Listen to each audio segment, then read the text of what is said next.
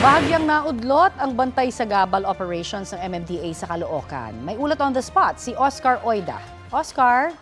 Yes, Connie, pasado alas 10 ng umaga ng bahagyang magkatensyon dito sa may Crispolo Street sa North Caloocan nang sa kalagitnaan ng sinasagawang bantay sa gabal operation ng MMDA Special Operations Group Strike Force, ipinosas ng isang lalaki ang kanyang sarili sa kable ng tow truck ng MMDA para maunsyami ang nooy ginagawang paghahatak sa kanyang sasakyan. Mangyari naka-illegal parking umano ang kanyang sasakyan. Tumagal din ng ilang minuto ang diskusyon sa pagitan ng nasabing lalaki at hepe ng MMDA Special Operations Group na si Gabriel Go. Pero kalaunan, nagkapaliwanagan din at pumayag rin ng lalaki na maialis ang posas.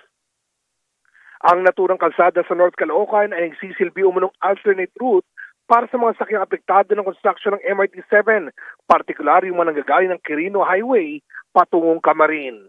Sa mga sandaling ito ay nagpapatuloy pa rin ang bantay sa gabal operations ng MMDA. Connie? Maraming salamat, Oscar Oida.